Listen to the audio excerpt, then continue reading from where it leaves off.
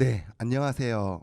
성북학개론의 강성봉입니다. 네, 네, 박수진입니다. 네, 네. 오늘은 이거 안 하셔서 어찌나 다행인지 모릅니다. 아니 그 방송을 제가 봤는데 많이 유치하더군요. 그게. 예, 저는 안 봐도 알았는데 그걸 또 굳이 보고서 아셨다고 하니 예. 참. 네, 이게 무슨 소리인지 또 모르는 사람들이 또 있을 것 네. 같은데 또 해야 되나요? 아니 하지 마시죠. 네, 네, 네, 이름이 봉자가 들어가서. 네, 네, 네. 오늘 뭐 그동안 뭐 잘 지내셨나요? 네, 뭐 잘 지내는 것 같습니다 요새. 날씨가 이제 단풍도 이제 많이 져가지고 이제 떨어지는 겨울을 또 기다리는 순간의 계절로 돌아온 것 같습니다. 네, 박 팀장님 뭐 SNS 이렇게 사진 보니까 성북구 이렇게 돌아다니면서 단풍 사진도 찍으시고 풍경도 찍으시는데 갑자기 좀 감성적인 사람으로 바뀐 것 같아요. 네, 약간 혼자 살 준비를 하고 있는 것 같습니다. 어제 뭐 아, 같이 찍을 사람도 없고 혼자 예, 찍으러 근데 다니고 있습니다. 혼자서도 사진도 너무 잘 찍으시고 네. 그 주변에서 옆에서 보면은 뭐 살림살이도 계속 늘어나는 것 같아가지고 혼자 사는 준비가 되는 건지 아니면 누가 감춰진 누군가가 있는 아, 건지 아, 네, 네, 썰렁하네요. 네. 자, 그러면 오늘은 이제 성북학개론 어떤 이야기로 하려고 하냐면 해방 이후에 성북동의 이야기들을 조금 쉽게 우리 청취자들 분들께 소개를 하려고 합니다. 성북동이 뭐 일제 강점기 시대 때 또 많은 문화 예술인들도 모였고 독립운동 활동도 했던 공간이고 격변기를 지나 현대도 또 복잡한 양상이 또 나타나긴 하는데요. 해방 직후의 성북동 어떤 모습들을 떠올릴 수 있을까요? 글쎄요, 이렇게 해방 직후라고 하면 이제 저희가 흔히 생각하기로는 이제 해방이라는 게 엄청난 변화잖아요. 이제 국권을 되찾았다라는 의미에서 하지만 사실 일상생활 사람들의 입장에서 갑자기 막 생활이 크게 확 변한다던가, 물론 이제 일본이 사라지고 어떤 좀 자유로운 정부가 이제 들었을 거라는 기대감 같은 거는 분명히 있었겠지만 갑자기 생활이 확 바뀌진 않을 거 아니에요. 그래서 이제 그런 일제 강점기의 연장선에 있던 부분도, 그렇다고 해서 이제 그게 일제 강점기가 연장된다는 건 아니고요. 그래서 그런 부분이 좀 여기저기 저희가 찾아보니까 있는 것 같습니다. 네, 역사적으로 이렇게 살펴보면 해방 이후에 해방 후 3년의 시간이 되게 우리 뭐 정치사뿐만 아니라 격동의 시기라고 할 수 있을 것 같아요. 그래서 흔히 얘기하는 뭐 좌익이다, 우익이다, 그다음에 선거를 준비하면서도 뭐 남한 단독 선거가 치러지긴 했지만 그런 이념과 이데올로기, 그다음에 성향들에 따라서 좀 분열되는 혼란기였던 것 근데 이게 같은데, 네, 혼란기라고도 하지만 사실 네네, 해방 3년 공간이라고 혹시 이게 네, 흔히들 책 그렇게 있죠, 얘기하는데, 네네, 그 공간이 혼란기이기도 하지만 유일하게 우리나라 역사에서 통일의 가능성을 갖고 있던 시기이기도 했던 음, 시기이죠. 근데 이제 48년이 이제 넘어가면서부터는 완전히 이제 그 가능성이 사라지고 남한은 남한대로, 북한은 북한대로 이제 네, 이렇게 어떤 정부를 수립하게 되는 거라서 혼란의 시기이자 사실 가능성의 시기였던 게 48, 그 해방 3년 공간이 아닌가 그렇게 네. 생각을 하게 이렇게 됩니다. 큰 흐름 속에서 마찬가지로 성북구 또 그 안에서도 성북동 같은 경우도 그런 분위기들이 이렇게 모습들이 보여지는 것 같아요. 그렇죠. 특히 지난 시간에 설명을 이제 드렸었지만 성북 정회의 연장선에 있어서 네. 이 성북동의 어떤 자치 조직이라고 해야 되나요? 네. 관이 아닌 이런 모임들이 있다고 제가 들었는데, 그러니까 일단은 제가 이제 저희가 사실 이걸 기억을 사실 저번 시간에 한 거니까 못 하실 수도 있겠지만 이제 네네, 저번에 얘기했던 게 성북 정회라는 걸 얘기했는데요. 그때는 이제 성북동의 명칭이 성북정이었습니다. 일본식으로. 네네네, 근데 이제 해방이 되면서 이게 성북동으로 바뀌게 되고 이름도 성북정회가 아니라 성북동회로 바뀌면서 기존에 했던 어떤 주민 자치 운동들을 계속 이어가게 되는 부분들이 있습니다. 아, 그러니까 이제 행정구역상으로 일제강점기 때 무슨 아남정, 뭐 성북정 그렇죠, 이렇게 그렇죠. 행정지명을 불렀던 게 그래서 이제 성북정회라는 게 있었는데 행정구역명이 동으로 바뀌기 때문에 네네. 성북동회가 또 그렇죠. 동해가 이렇게 들어서게 되는 불려지는 거죠. 거군요. 네. 근데 제가 알기로는 그 당시 이제 동회에 관련돼 가지고 동회장 하셨던 분들이 예를 들면 뭐 네. 1동, 2동 네. 이렇게 나름대로 이렇게 예. 구분이 되면서 그 동회장 출신이 또 국회의원 또 네. 됐다는 분들도 제가 알고 있거든요. 그러니까 이제 지금으로 따지면 이렇게 주민자치위원이신 분이 네. 국회의원이 되신 거죠. 네. 그러니까 이제 저희가 이제 찾은 거로는 3대 국회의원을 지내셨던 김일이라는 분인데 네. 네. 사실 뭐 그분이 어떤 활약을 했는지까지는 저희가 자세히 조사는 못했어요. 근데 네, 네, 이제 네. 그 저희가 주목했던 거는 오히려 이제 그런 활동보다는 동해라고 해서 동해서 주민자치 운동을 하셨던 분들이 자체적으로 커져가지고 그분들이 어떤 국민을 대표하는 이제 국회의원이 됐다라는 거를 볼 때 성북동의 어떤 주민자치 운동이 얼마나 활발했는가 뭐 이런 것들을 단적으로 보여주는 예가 아닌가 그런 네. 생각을 했기 때문에 예, 좀 주목을 해봤습니다. 그분한테는. 지금도 저희 지역에서는 각 동 단위로 뭐 마을 계획단도 있고 그 마을 계획단 안에서도 분과가 여러 개가 있어가지고 네네. 뭐 문화예술 분과, 교육 분과, 뭐 복지 이런 식으로 마을 주민들이 운영하는 회의체 안에서도 또 관심 분야가 이렇게 또 세분화돼서 이렇게 진행이 되는 것 같은데 이게 또 예전에도 똑같이 이런 모습들이 보이네요. 네, 아무래도 근데 이제 이게 약간 전통이 이어지는 부분이 또 있는 것 같고 한편으로는 뭐 예나 지금이나 성북동 사시는 분들이 물론 이제 뭐 저쪽 에 부촌도 있지만 대부분 중산층을 이루시고 아무래도 좀 여유가 있거나 아니면 동에 관심이 있는 분들이 계속되다 보니까 아마 그 중산층들 중심으로 해서 어떤 주민자치 운동이 계속해서 이어지는 게 아닌가 그런 생각도 하게 되고 근데 한편으로는 저는 그냥 더 좋게 그냥 전통이다 이렇게 생각하고 싶습니다. 네. 네, 그래서 뭐 동민들의 단합이랑 뭐 네. 문화계몽운동, 뭐 교육운동 이런 또 네. 단체가 있었다고. 네, 그래서 이게 자성회라는 운동이 있었는데 이것도 뭐 그러니까 이제 지금도 그 뭐 주민자치 조직들이 뭐 여러 개가 있지만 이분들이 뭐 서로 대립하는 것도 아니고 그냥 같이 이렇게 서로 잘하는 것들을 한다고 보면 이때도 이제 주로 이제 뭐 문화계몽 운동을 중심으로 했던 이제 그러니까 성북동해죠. 성북동해 같은 경우에는 뭔가 이제 주민자치 운동으로 무슨 청원 운동이라든가 아니면 좀 네네. 행정적인 어떤 요구를 하는 거였다면 자성에는 아무래도 이제 문화계몽 운동같이 문화 운동을 좀 했던 그런 어떤 단체가 아닌가 이렇게 좀 네네. 생각을 하고 있습니다. 네, 또 아이러니컬하게도 또 이렇게 해방 이후에 또는 이제 한국 전쟁 전후로 사이에 이렇게 보면 또 성북동에 보면 요리집이 많이 있었던 것 같아요.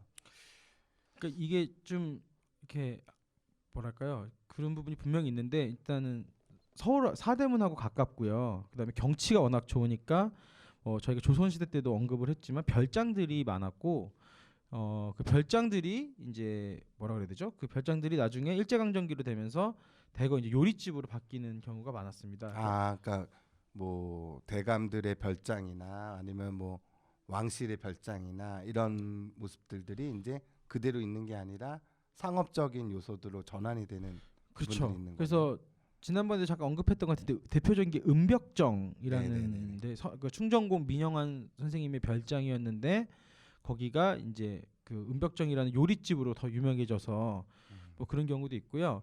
그다음에 이제 길상사가 저희 다 이제 뭐 나중에 또 언급을 하겠지만 길상사가 이전에 이제 대원각이라는 네, 요리집이었다고. 대원각이라는 요리집을 많이 알고 예. 있죠. 근데 그 전에도 요리집이었습니다. 청암장이라는. 요 요리집. 사실은 잘 네. 모르실 것 같아요, 청취자 여러분들도. 네, 청암장이라는 요리집이었고, 근데 이제 그게 그 단순히 요리집이었다라는 게 중요한 게 아니라 아까 얘기했던 해반 3년 공간의 어떤 그런 격동을 담고 있는 요리집이었습니다. 뭐 엄청나게 큰 사건은 아니지만 제가 아까 일화가 있나요? 예. 또 청암장과 관련된? 일화가 있습니다. 그러니까 제가 네. 아까 전에 그 강성모 국장님도 말씀을 하셨지만 왜 이제 해방 3년 공간의 통일의 가능성을 얘기했었잖아요. 뭐 미군정이 이제 남쪽으로 이렇게 네. 관여도 돼 있고 북쪽으로는 네네. 그 당시 이제 소비에트 그렇죠. 연방이 또 근데 중심으로. 그때 그래서 유엔에서 이제 그 남북 통일 정부 수립을 위해서 이제 그 유엔 임시유연단, 한국 임시유연단을 보냈는데 그 중에 인도 대표 싱이라는 분이 계셨습니다. 그때는 이제 인도 분이신데 그분 그 위원단의 단장이 인도 대표인 싱이라는 사람이란 네네. 거죠. 네, 단장인지는 모르겠는데. 네네, 단장인가요? 어쨌든. 예, 근데 그분의 이제 환영회가 그 청암장에서 열렸던 거죠. 네. 그렇다면은 어쨌든 통일 정부 수립을 나름대로 하려고 했고 준비를 하고 있었는데 이제 유엔에서 파견된 그 임시 위원단 사절들의 그 환영회, 네. 이거를 청암장이라는 요리집에서 했다라는 네. 거죠. 그리고 그 청암장도 또 거슬러 올라가면 네네. 친일파 백인기라는 사람의 별장이었다. 그러니까 이제 결국 그쪽도 지금도 사실 근데 황국장님 거기 길상사 가보셨죠? 길상사 뭐 계곡 물줄기도 딱 있고 단풍도 너무 이쁘고. 그렇죠. 근데 거기가 딱 별장터입니다. 그렇게 보면. 네. 그러니까 거기도 예전에 이제 아마 별장이었고 그게 이제 뭐 백인기한테 넘어왔고 이렇게 된 게 아닌가. 네, 뭐 네. 지금 그렇게 생각할 수 있을 것 같습니다. 그런 또 에피소드가 있네요. 또 뭐 대원각도 있지만 또 삼천각도 그 당시 또 그거는 좀 60년대. 그렇죠. 쪽으로 그때는 된 이제 거죠? 뭐 7.4 공동선언 아, 그쯤에 만들어진 거라서. 그러면 이제 삼천각보다는 대원각 죄송합니다. 대원각보다도 앞서서 은벽정이 있었고 청암장이 있었다라는 그렇죠, 거네요. 그렇죠. 네네. 성북동에. 알겠습니다. 또 성북구 이렇게 전체적으로 보면 정치적인 그 정치인들 인물도 보면 뭐라고 해야 되나 어느 한쪽 파에 치우친 사람들보다는 중도파 그렇죠. 이런 인물들이 많았던 것 같아요. 대표적인 인물이 누가 있을까요? 그러니까 사실 딱 이게 성북동은 아니지만 성북구의 아주 대표적인 정치인으로 아까 전에 강성 목장이 얘기한 대로 이렇게 말씀하신 부분이 좌우협상파 해가지고 조소왕 선생이 있습니다. 유명하신 예. 분이죠. 네. 예, 그 당시 때 그분이 되게 유명한 이유 중에 하나는 그 1950년 5월 30일에 이제 국회의원 선거를 하게 되는데 네, 사실 네, 네, 한국 전쟁 조금 한 달 정도 이전이죠 하게 되는데 이분이 그 조병옥 당시 이제 그 권력자죠 경찰서장 네, 네, 네, 네. 그 조소왕 아니 조병옥 선생을 큰 표 차이로 이기고 그 전국 최다 득표라는 게 이 선거인가요? 네네 전국 최다 아. 득표 차라고 알고 있고요. 근데 그 당시 선거가 되게 재밌었던 게 아마 그때 이제 대한민국 국민들의 어떤 염원을 담고 있었던 것 같아요. 뭐냐면 그때 이미 이제 분단이 거의 확실해진 상황이었음에도 불구하고 남북 협상을 계속 해야 된다. 그다음에 여전히 아직 한국 전쟁 전이니까요. 네네네. 그러니까 여전히 통일을 갈망했던 어떤 그 국민들의 어떤 그런 열망들이 나타나서 그 당시 조선 선생을 포함해서 중도파라고 알려진 사람들이랑 남북 협상파가 대거 당선이 되기도 합니다. 그 선거에서. 그러면 꼭 성북구뿐만 아니라 전국적인 분위기가 물론 이승만 대통령을 중심으로 남한 단독 선거 이후에 이렇게 정권이 수립이 됐지만 한국 전쟁 이전까지는 아무래도 역시 통일을 해야 된다라는 중도파의 어떤 철학이나 이런 것들이 국민들이 알아준 거네요. 그렇죠. 그리고 네. 사실 또 조소왕 선생이 더 대단한 거는 그 조병옥이라는 분을 이겼다는 것도 이긴 거지만 그 조병옥이라는 분이 이제 나중에 뭐 이분도 뭐 나쁜 분은 아니죠 사실 그냥 선거에서 뭐 또 좋고 나쁜 분은 없어요. 근데 이제 당시에 이제 그쪽 캠프에서 요새 따지면 선거 캠프에서 이제 흑색 선전을 하거든요. 선거할 때는 뭐 예나 지금이나 또 근데 예전에는 더 장난 아니었을 것 같아요. 어떤 걸 했냐면 조소왕 선생이 공산당한테 정치장을 받았다. 우리 조소왕 선생이. 예, 조소왕 선생이 그리고 그게 들켜서 지금 월북을 했다. 이런 소문이 선거 당일날까지 도는데 흑색 선전이 뭐 지금이랑도 지금보다 훨씬 심하죠 사실. 더 심하네요 예. 오히려. 그런데 그럼에도 불구하고 엄청난 표 차이로 이기고서 당선이 됐으니까 네, 한국 국민들이 어떤 그 통일에 대한 열망이라 그래야 되나요? 이런 것들이 상당히 강했다 이렇게 생각할 수 있을 것 같습니다. 지금도 분단되어 있긴 하지만 어쨌든 제가 이제 대학에 강의를 나갈 때 이렇게 학생들한테 설문조사를 이렇게 해보면 자 그럼 통일을 해야 됩니까? 말아야 됩니까? 이렇게 물어보면 지금 젊은 세대들은 그 통일을 반대하는 쪽이 한 70%가 넘는 것 같아요. 사실 그거를 뭐 누구가 옳다 아니다 이런 개념이 아니라 그런 흐름이나 젊은 세대들이 공감하는 게 예전 세대랑은 좀 차이가 있는 것 같아요. 네, 근데 확실히 그럴 수밖에 없는 게 예를 들어서 저희가 이제 그 일제 강점기라 하더라도 어찌됐건 1945년까지는 이제 한반도 안에서 통일 어찌됐건 그 분단되지 않은 어떤 것들이었는데 그 45년에서 50년 사이 특히 48년 넘어가면서 한 1, 2년 사이에 확 나라가 갈렸다고 했을 때 아마 대부분의 사람들은 그걸 납득을 못했을 것 같아요. 이게 왜 우리가 저쪽 땅을 못 가냐 당연한데 근데 지금 젊은 세대들 같은 경우에 저도 마찬가지지만 뭐 이제 좀 분단 상태를 너무 당연하게 받아들이고 그 시대에 태어나서 그러니까 이제 뭐 그다음에 그 저희보다 윗세대들은 부모님 중에 이제 고향이 북에 계신 분들도 꽤 많이 계실 거고요.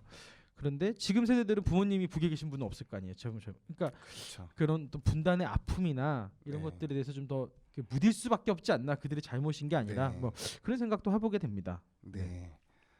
알겠습니다. 네, 그렇게 돼서 이제 광복 이후에 해방 3년 후에 그 소용돌이라고 해야 되나 혼란이라고 해야 되나 아니면 어떤 흐름의 급격한 상황 속에서 결국은 이데올로기의 대립과 또 이게 단순히 남한과 북한만의 문제가 아니라 미소 냉전 또 유엔군도 참여하는 한국 전쟁. 예전에는 저희 교과서에서 다 6.25 전쟁이라고 했는데 학자들은 한국 전쟁이라는 표현을 쓰더라고요. 네, 아마 그게 이제 좀 이렇게 외국에서도 이제 한국 전쟁을 표현할 때 코리안 워라고 쓰고요. 네네. 6.25라고 쓰면 이제 너무 이렇게 남북의 어떤 느낌만 있는데 한국 전쟁이라고 하면 약간 국제전이었잖아요, 사실상. 네네. 그렇죠. 약간- 여러 참전국이 있었고. 예, 그래서 이제 어떤 냉전 시대의 어떤 그런 서막을 알리는 것 같은 전쟁이었기 때문에 네네. 그래서 이제 약간 국제전의 의미를 강조하다 보면 이제 한국 전쟁이다 이렇게 좀 네. 주로 쓰는 것 같긴 그러니까 합니다. 2차 세계 대전 이후의 세계적인 틀 시스템 체제가 어쨌든 이데올로기의 대립으로 가고 그게 전쟁으로까지 이렇게 시작되는 그렇죠. 첫 단추가 또 네, 한국 아픔의 그 한국 전쟁이네요. 네. 사실 전쟁은 정말 뭐 저희는 일어나면 안 되죠. 겪어보진 않았지만 그 사진만 봐도 너무 끔찍하잖아요. 맞습니다. 그래서, 네. 그렇다면 한국 전쟁이 정말 뭐 혼란스럽고 또 많은 희생자도 이렇게 발생을 하고 됐는데 그 당시 또 성북구 특히 성북동에도 예를 들면 지난 시간에도 얘기했지만 뭐 간송 선생님도 계셨었고 또 문화예술인들도 많았기 때문에 여기에 문화예술인이나 어떤 사건이나 이런 것들이 또 나름대로 많이 있었을 것 같아요. 특히 이제 간송 선생님 같은 경우는 그 문화재들 보화각 짓고 있었는데 어떻게 됐는지. 일단은 뭐 되게 유명한 얘기인데 일단 훈민정음은 직접 가져가셨대요. 아 뭐 몸에 옷깃에 뭐 딱 그렇게 넣고 뭐 가져가셨던 걸로 제가 알고 있고 네, 그럼 나머지 그 유물들은 나머지 건 사실 다 그 엄청난 것들을 이고지고 가실 수는 없던 상황이었는데 그렇죠. 최순우 혹시 이제 그때는 여기 안 사셨지만 회곡 네네. 최순우 선생께서 그걸 지키셨다 이런 얘기가 전해져 오더라고요. 그 최순우 집에서도 많이 들은 얘기인데 네네네. 그 최순우 집에서 들은 바에 의하면 이게 되게 이게 막 그 이제 북한군들이 그 문화재를 가지고 이제 북으로 갈라 그럴 때 이제 간송미술관이나 그 간송 선생님 댁에 있는 좋은 술들을 빼다가 먹이기도 하고 포장을 인민군들한테 인민군들한테. 가져가려고 하는 그러니까 뭐 술 인민군들한테. 먹여서 이제 이게 좀 마음도 좀 풀어주고 아, 그다음에 뭐 이렇게 포장을 뭐 했다가 다시 한다거나 뭐 게으르게 한다거나 그렇죠. 뭐 여러 가지 기지를 발휘해서 네. 그걸 또 지키셨다 이렇게 이런 얘기를 제가 최순애 집에서 들은 적이 있거든요. 그게 또 숨은 에피소드네요. 그렇죠. 예. 네. 예, 참. 알겠습니다. 참. 또 하나의 아픔은 저도 물어볼 텐데 이제 그때 보면 납북을 많이 하잖아요. 유명한 그러니까 사람들. 자발적으로 한 이제 월북이 있을 거고 예. 또 자기의 의지와 상관없이 또 이렇게 강제로 연행되거나 납북되는 분들도 계셨죠. 그렇죠. 근데 네네. 성북동에 그 월북과 납북한 분들이 다 계시죠. 네. 그러니까 제가 알기로는 서울 지역에도 약 2천여 명이 예. 이렇게 납북 그렇게 해야 되나 월북 포함인가요? 아니 납북 그게 저도 정확히 그건 기억이 안 나는데. 성북이 납북된 분 한 220여 명 정도 예, 된다고 꽤 많다고, 제가 알고 예. 있거든요. 그 중에서도 이제 월북하셨던 또 문화예술인들이 많잖아요. 네, 월북하신 분들은 이제 뭐 이태준 네, 선생이라든가 이태준, 김용준, 예, 박태원, 박태원, 예, 그다음에 국어 박태원 같은 경우가 향수 쓰신 또 정지영 선생은 월북이에요, 아마도 납북이에요? 납북된 것 같습니다. 아, 왜냐하면 그 제가 이제 그 정지영 선생이 쓴 수필이나 편지 같은 걸 본 적이 있는데 네네. 이태준 선생이 이제 그 전에 월북을 하거든요. 한국 전쟁 때 월북한 게 아니라 네. 이태준 선생 같은 경우에는 네네. 근데 이태준 선생한테 이제 되게 친한 친구였잖아요. 그래서 이제 그쵸. 돌아오라고 편지를 써요. 어. 예, 너 거기서 뭐 하는 거냐? 그러니까 정지용 선생이 예. 이태준 이제 선생한테 공개적인 편지 같은 걸 쓰는데 음. 아마 그런 걸로 봐서는 이제 둘이 친한 친구였지만 정치적인 지향은 좀 달랐던 것 같고요. 그다음에 아마 정지영 선생은 그 전까지 한국 전쟁 날 때까지 이제 그 서울에 계셨고 남한에 계셨고 아마 이제 납북되다가 이제 아마 피폭을 당하셔서 돌아가신 게 아닌가 이런 추정을 할 수 있을 것 또 같습니다. 그 유명하신 그 조지은 선생님의 아버님도 이렇게 납북됐다라는 또 일화가 있잖아요. 조지은 선생님이 그 집을 네. 네, 지키신다고. 그러니까 이게 그 이건 이제 조지훈 선생은 제가 이제 그래도 글을 좀 쓰려고 봐서 이거 네네네. 봐서 좀 그래서 봤는데 조금 설명해 주세요. 네.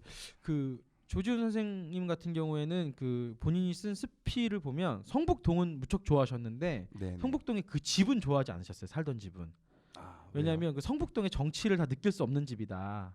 아. 이게 뭐 성북동이라는 게 이제 산도 있고 뭐 개울도 있고 근데 그 집이 그게 뭐 그걸 다 아우르지는 못한다. 그럼에도 불구하고 돌아가실 때까지 이사를 안 가셨어요. 네. 왜냐하면 납북된 아버지가 혹시 찾아올지도 모르니까.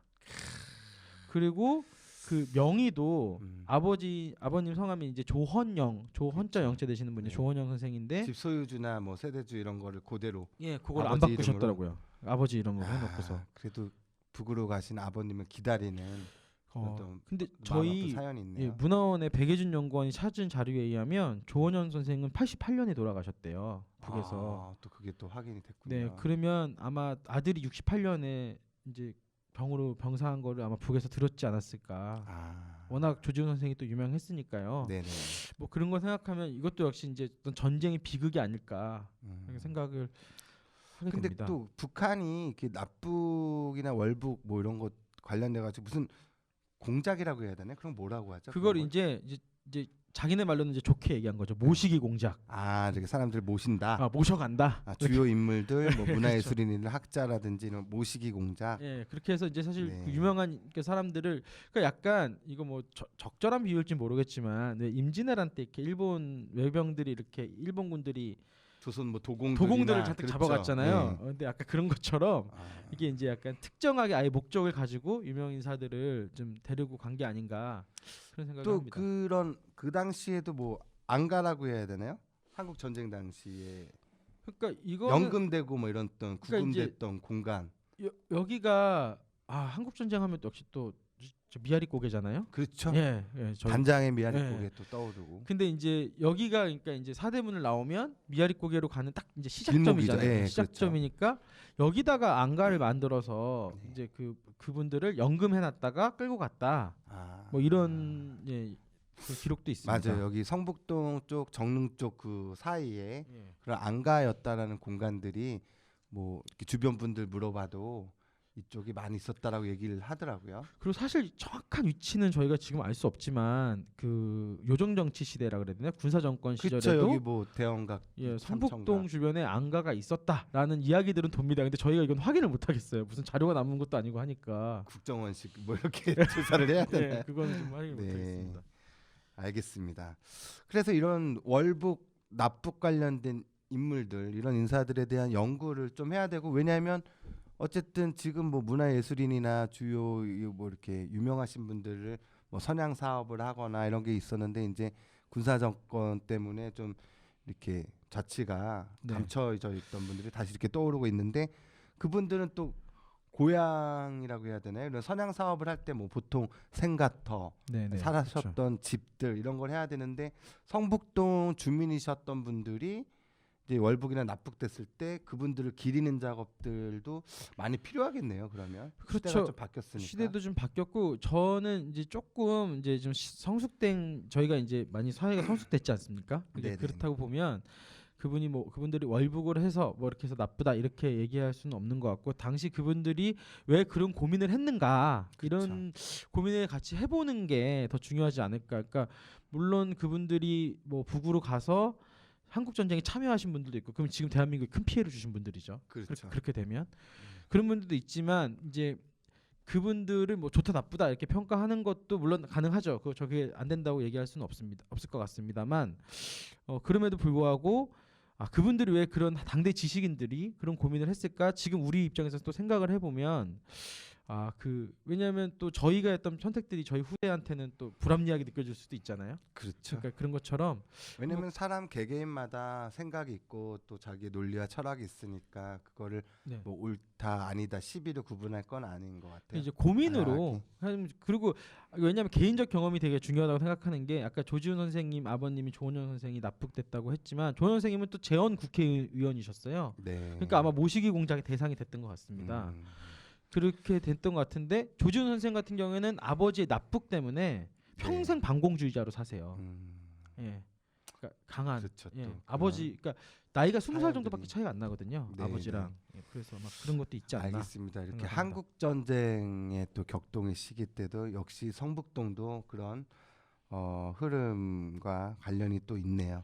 그러면 한국 전쟁 또 이후에 이 동네의 모습들도 바뀔 것 같고 인구들도 전체적으로 대한민국 또 전쟁으로 인해서 많이 또 돌아가신 분들도 계시고 네. 인구가 줄어들었었다고 얘기를 알고 있는데 네네. 이쪽 성북구 성북동도 많이 좀 그런 변화가 있나요? 그러니까 이게 성북동은 상대적으로 좀 피해가 적었다라는 아, 얘기는 있는데 오히려? 상대적으로 그러니까 그 네네. 건물이나 이런 피해들은 좀 적었다고 하는데 그래도 저희가 이제 기록에 따르면 이건 제가 이제 찾아왔습니다. 기록에 네네. 따르면 그 전쟁 전에 13,372명이 성북동에 살았는데 네네. 전쟁 직후에는 5,546명. 그러니까 절반 넘게 줄어들었네요. 네, 확 줄었던 거죠. 그러면 여기가 상대적으로 약했다라고 하면 다른 지역들은 더 급격한 감소를. 그렇죠. 이제 뭐 그렇겠네요. 피난도 가고 뭐 또 네. 근데 대신에 다시 해방 이후에는 급격하게 사람이 몰려들게 되는. 해방 이후가 아니라 이제 아, 한국 전쟁 한국 전쟁 이후에. 이후에 제가 네네네. 그러니까 아마 근데 여기는 꼭 이제 피해를 입었다 이런 것도 있지만 피난 가신 분들도 많았을 거고요. 네. 아마 이제 그래서 그래서 보니까 저희가 또 한양성가 바로 바깥에 성북구 특히 이제 성북동, 삼선동 또 좀 넓게는 뭐 도남동까지 연결되는데 또 많은 또 서민들의 또 그 정착지로 네. 쪽으로 많이 오시는 것 같아요. 그러니까 이제 여러 가지 이제 이거는 이제 꼭 한국 전쟁 그러니까 해방 이후에 한 번, 한국 전쟁 이후에 한 번 이렇게 두 번 있었던 것 같아요. 그러니까 해방이 되고서 그러니까 해방 직전에 이제 일제가 아주 정말 난리를 필 때 있지 않습니까? 그때 그 토막민들이라고 해서 토막촌들이 토막 굴 파가지고 이렇게. 그게 사셨다는 급격하게 거죠. 줄어들어요. 네. 왜 줄어드냐면 다 잡아서 징용 보냅니다. 일본. 네. 그러니까 일제 말에 예. 이제 중일 전쟁이랑 이제 태평양 태평양 전쟁까지 하니까 예. 그런 군인들을 마저 모집을 해야 되니까 거기 서민들이나 토막굴에 있는 분들을 그냥 강제로 징용을 네, 한다는 그래서 얘기네요. 급격하게 줄어드는데 또 안타깝네요. 네. 이럴 때 서민들만 계속. 죽어나는 거죠. 사실 이게 되게 슬픈 일이죠. 네.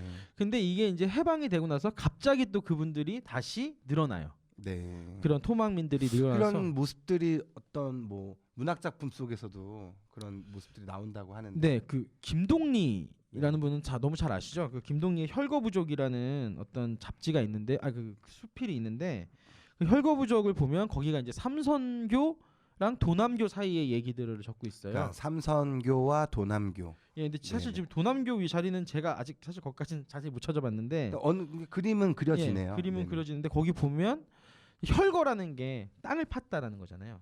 그렇죠. 그러니까 약간 움집을 짓고 살았던 겁니다. 땅을 파가지고 um집처럼 집은 따로 못 지으니까. 예, 그리고 일단. 또 하나는 일제 때 이제 방공호 같은 걸 많이 만들었잖아요. 그래서 폭격을 폭격, 막기 폭격, 예. 위해서. 네. 그런 방공호 파고. 같은 데다가 이제 좀 지붕 같은 걸 얹어서 만들었는데 음. 그걸 너무 생생하게 그려주고 있어요. 그래서 이제 그런 생활들 얼마나 어려웠는가 서민들 생활이 네. 그렇게 돼 있고 근데 이제 한국 전쟁 이후에 이제 한국 전쟁 때 다 또 사라졌겠죠. 네네. 또 이제 그때도 이제 남북에서 다 이제 또 젊은 사람들은 병사로 끌고 갔을 거고요. 그다음에 피난 갔을 거고요. 근데 한국 전쟁 끝나고 나서는 다시 또 몰려들어서 그때 이제 그 저희 추정으로는 뭐 장수마을이라든가 네네. 북정마을이라든가 네네. 그때 이제 사람들이 많이 모이게 되는. 그 당시부터 좀 제대로 모이게 되는 건 그때부터가 아닌가. 네. 물론 그 전에 사람이 살긴 살았겠죠. 근데 이제 예, 알겠습니다. 이렇게 뭐 조금 얘기하려고 하면 시간이 또 금방 다 오네요. 네. 그러면 네. 일단은 이번 시간에는 그 해방 이후부터 한국 전쟁 네. 전후 상황까지 얘기를 하고 한국 전쟁 끝나고 나서 지금 이제 급격한 인구 감소였다가 다시 토막굴을 짓고 서민들이 또 이렇게 찾아오는 그렇죠. 이런 상황까지 이제 이번 시간에 얘기를 했는데 또 문학 작품 제가 알기로는 저희 문화원의 백혜준 선생이 성북소리에도 글을 쓰셨더라고요. 그 태백산맥? 네. 태백산맥의 한강 작가. 아니야? 한강? 태백산맥의 작가 조종래의 한강. 그렇게 되는 거예요? 네, 그렇게 되죠. 그렇게 된 거죠. 아니 이거 준비된 자료에는 태백산맥이 등장한다고 해서 제가 네. 순간적으로 네. 한강일 텐데 하면서 그랬거든요. 태백산맥의 유명하신 그 작가이신 조종래 선생님의 작품 네, 한강. 한강에 성북동의 그런 모습들이 이제 묘사됐다라고 그렇죠. 이제 성북동이 이제 그 당시 이제 중산층 동네, 그다음에 서민 동네로 이렇게 돼서 이제 이렇게 이제 막 자리 잡았던 어떤 이제 그 하숙생이라 그래야 되나 그런 사람들이 이렇게 이야기들이 나오는데 그래도 성북동이 그나마 좀 낫다는 거예요. 딴 데에 비하면. 알겠습니다. 아, 전차 여기 때문에. 요거 조금 더 길게 가면은 예. 시간이 애매할 것 같아요. 요거는 다음 시간에 네. 조종래 쌤이 또 여기 성북동에서 또 직장도 그렇죠. 또 근무하셨다고 그 하니까 알겠습니다.